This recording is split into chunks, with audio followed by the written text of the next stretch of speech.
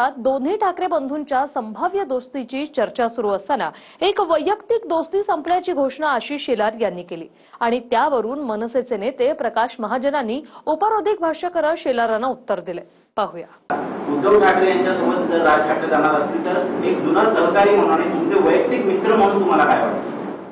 नाही बघा, वैयक्तिक वगैरे आतापर्यंतचे शब्द आता पुरे करा. त्याच्यामुळं मनसे परिवार हा खूप शोकाकुल झालेला आहे की एवढा चांगला मित्र आमचं कसं काय नाराज झाला, बाबा काय झालं. माझ्या दृष्टीने माझे वैयक्तिक मित्र वगैरे होते, तो विषय संपला. साहेबाचा हा एक मित्र आपल्यापासून दूर गेला, मी ही पोकळी आम्ही कशी भरून काढणार या सगळ्या काळजीत मी आहे. राजकीय विषयावर मी राजकीय भाष्य एवढंच करीन. त्या दोघांचा प्रश्न आहे, ते दोन पक्ष आहेत, त्यांनी ठरवावं. साहेब इथं नाही आहेत, साहेबांच्या घरी सुद्धा अगदी सगळे लोक अगदी पाळीव प्राण्यापासून सगळेजण खूप अस्वस्थ आहेत.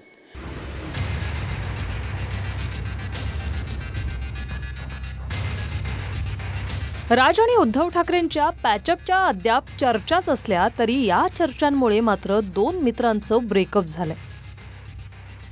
भाजपच्या आशिष शेलारांनी राज ठाकरेंसोबतची वैयक्तिक मैत्री संपल्याची घोषणा केली. त्यांच्या या विधानाची खिल्ली उडवत मनसेच्या प्रकाश महाजनांनी उपरोधिक भाष्य केलं. राज ठाकरेंसोबत आता वैयक्तिक मैत्री नाही, तो विषय आता संपल्याचं विधान शेलारांनी केल्यावर महाजनांनी म्हटलं की या गंभीर घोषणेनंतर मनसे परिवार शोकाकुल झालाय.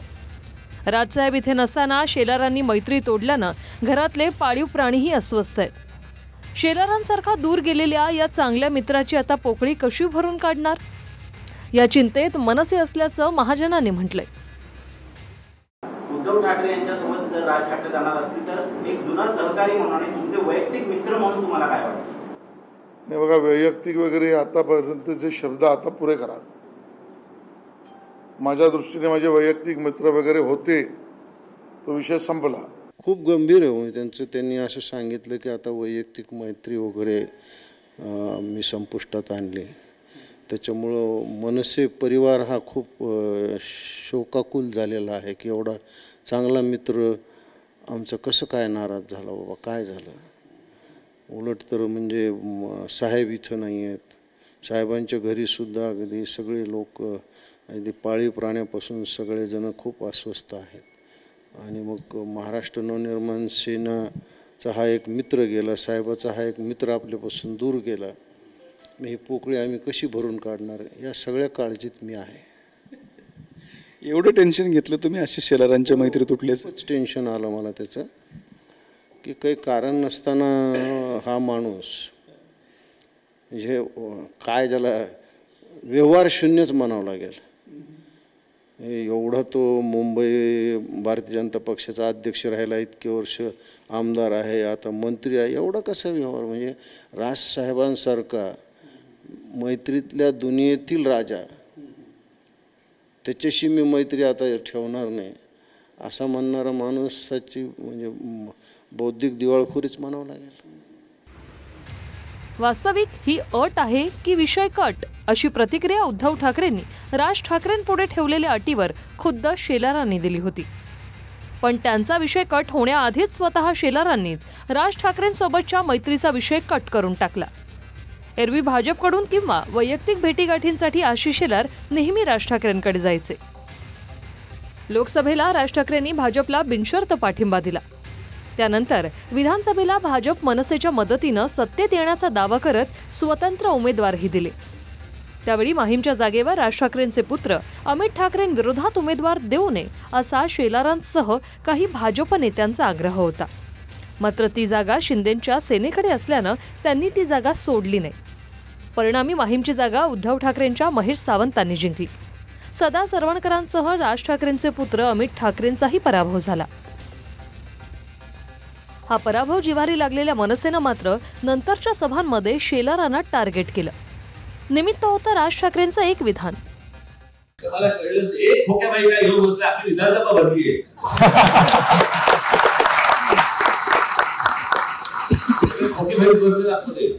जे निवडून येता येत नाहीत, ज्यांना लोक निवडून देत नाहीत, ते विधानसभेत न जाता विधान करण्याच्या कार्यक्रमात बसतात. लागली बत्ती पार्श्वभागाला की येतो शिवतीर्थावर चहा प्यायला, बँड्रातनं निवडून येण्यासाठी येतो पाठिंब्याची भीक मागायला.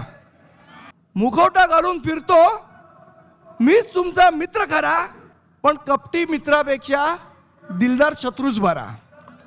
स्वतःला समजतो मुंबईचा मामा शेलार, की हाच आहे मुंबईचा आशिष जोलार, आशिष जोलार, आशिष जोलार. मात्र तेव्हा देखील मैत्री तोडण्याची भाषा न कळणाऱ्या शेलारांनी आता मैत्री तोडावी असं नेमकं काय घडलं याबद्दल आश्चर्य व्यक्त होतंय. एकीकडे राज उद्धव यांच्या संभाव्य युतीवरून शिंदेंनी संतापून उत्तर दिलं, तर दुसरीकडे शेलारांनी थेट मैत्री तोडल्याचं जाहीर केलं.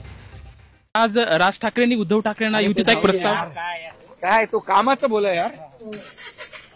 आज राज ठाकरेंनी उद्धव ठाकरेंना युतीचा एक प्रस्ताव, काय तो कामाचं बोला यार.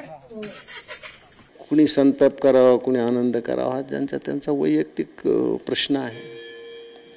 त्याच्यामुळे माझ्या नेत्याने मला जी सूचना दिलेली आहे ते पाळणं हे माझं कर्तव्य आहे.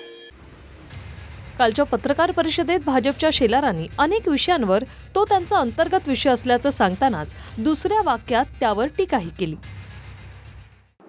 त्या दोघांचा प्रश्न आहे, त्या दोघांनी ठरवावं. नाहीतरी पारिवारिक पक्ष आहेत, आंतरकल परिवार मधलाच होता, त्याने आपापसात ठरवलं तर त्यांना लक लाभ, त्यांना शुभेच्छा. घटना कशा घडतायत ते बघू. साध का तो फार्स, या सगळ्या गोष्टी उलगडायच्या आहेत. हे आता त्या दोघांनी ठरवायचं, दुसऱ्याने त्याला प्रतिसाद द्यायचा.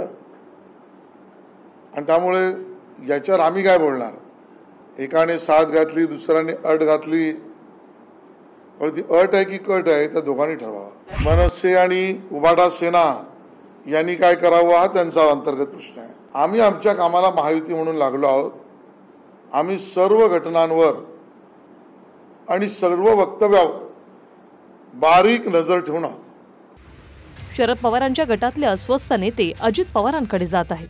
हा प्रश्न शेलारांसाठी राजकीयदृष्ट्या सोयीचा होता, कारण अजित पवार महायुतीचे घटक आहेत. मात्र त्यावरही शेलारांनी तिरकस उत्तर दिलं. जर ते दोघे एकत्र झाले तर माझ्यासारखा आनंद कोणालाच होणार नाही. ठीक आहे, माझा पक्ष वेगळाच आहे, पण शिवसेनेबद्दल आमचं प्रेम कमी झालेलं नाही. सगळ्यांनी आपापल्या कुटुंबात सुखीच राहावं, आमचं काही म्हणणं नाही. आणि तो आनंदाचा विषय आहे. माझे कुटुंब, माझी जबाबदारी, यातून काहींनी बाहेर यावं आणि माझं एकत्रित कुटुंबाचा विचार करावा. शरद पवारांच्या पक्षामध्ये अस्वस्थता आहे, काही नेते शरद पवारांच्या अजित पवारांच्या गटामध्ये झाले, काय सांगतात? मला याच्यावर मी आता भाष्य काय करू. आता तुम्ही म्हणाले दोन परत एकत्र आले पाहिजेत, एकाच्या दुसऱ्याकडे गेले पाहिजेत. सगळा मराठी सिनेमा असतो ना गोंधळात गोंधळ, तसं चाललेलं आहे यांचे पारिवारिक गोंधळ. अरे महाराष्ट्राचे विषय वेगळे आहेत. महाराष्ट्र आता विकासाकडे निघाला आहे. दत्ता कनवटे, TV9 मराठी, छत्रपती संभाजीनगर.